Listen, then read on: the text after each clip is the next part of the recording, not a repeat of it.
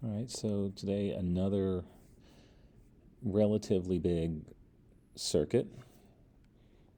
And remember, what you're looking to do is crunch all of these resistors, in this case 16 of them, down to one equivalent resistor that would resist the same as all of these 16.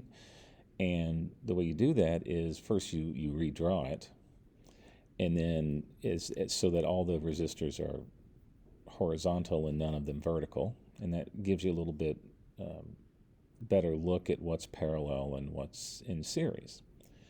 And while you're crushing them down, you're going to use these two equations for series circuits. So any of the resistors that are in series, and only in series, you just add them up. So for example, like 15 and 16 here, they can be replaced with one single 8 ohm resistor. And you're going to crush down parallel circuits by taking the reciprocal of the sum of the reciprocals. So example here, resistors 2, 3, and 4. We take 1 over 2 plus 1 over 2 plus 1 over 2, and that's 1.5, and then you take the reciprocal of that to get the one resistor that would replace them. Okay.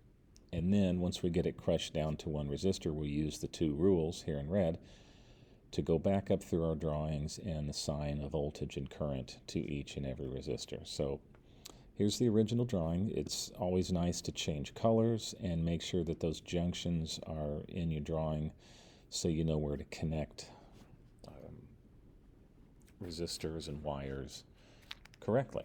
All right, so here, the first thing I did several in the first step, but remember you can only combine resistors if they're all series or all parallel and there's nothing else in between them or connected to them. So here what I did is resistor 12 and 13, they're in series, so I combined them into a single 3 ohm resistor.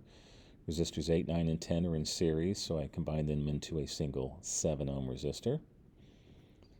Resistors 15 and 16, an 8 ohm resistor, and then we have these the two out front, 6 and 7, that combine to an 8 ohm resistor, and then these three in parallel that combine to a 0.67 ohm resistor. And then I combined a few other things. You can really only do so many things here in this next step here. Resistor 11 and the conglomeration of resistor 12 and 13, those are in parallel with one another, and you really can't do anything else with this. You can't do anything with 14 or 8 to 10 yet because they involve each other. So really you can do the reciprocal rule to combine them to a single 0.75 ohm resistor, and you can combine these three here, resistors 1, the 2,4 conglomeration, and 5, into a single 4.67 ohm resistor. And now the only thing you can do here, is this 0.75 ohm resistor is in series with this 4 ohm resistor, so you can go ahead and combine those into a single 4.75 ohm resistor. And in the next step, there's only one thing you can do there. These two are in parallel, this 4.75 and the 7 ohm resistor. Everything else is just by themselves right now. So we're going to go ahead and combine those using the reciprocal parallel law and get a single 2.8 ohm resistor. And now we have these three in this top row here, all in series. We can simply add them up to get a single 18.8 ohm resistor. And then we can use the parallel rule, the reciprocal rule, to find the single 3.7 ohm resistor that could replace those original 16 resistors. So we have a total of 24 volts, 3.7 ohms. We can use Ohm's law to solve for the 6.5 amps of total current running through the system. Now we're about halfway there. We get to run back up through our drawings and find the current and the voltage at each and every one of the resistors at every step of the way. Right? And remember, that's when those two rules come in. For series, the current is the same. For parallel, the voltage is the same. So this single resistor labeled 1 through 16 was actually these two in parallel. So whatever the voltage was for this single resistor, that is the voltage for those two resistors. So now you have voltage and resistance. You can solve for current. And now, none of these are original resistors, so this isn't finished, but you can use this information to solve the further ones up here. Resistors 6 through 16, 24 volts, 18.8 ohms, and 1.3 amps was actually these three in series. So the rule tells us that the current is the same, so we'll take that 1.3 amps and apply it to all three of those resistors. And now we can solve for voltage. Voltage is current times resistance. And that's the only thing we can do in that step right there. And then I'll come back up to the step up here. This resistor, 8 through 14, was actually these two in parallel. So I get to carry the voltage up and then solve for current.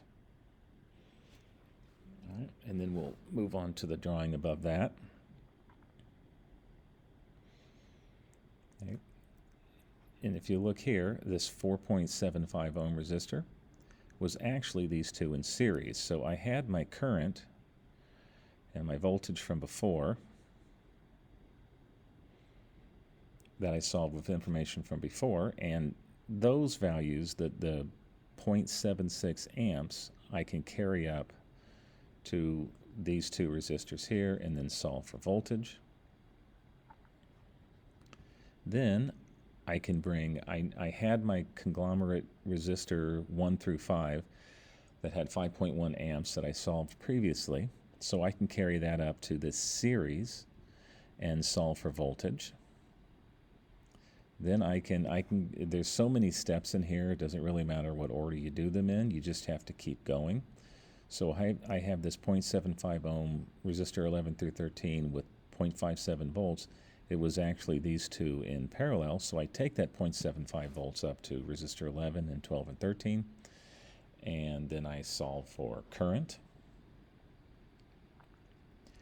And I get to, again, in the next step up, there's any number of things you can do, but I will take this resistor 2.4 that has 3.4 volts. That was actually three resistors in parallel.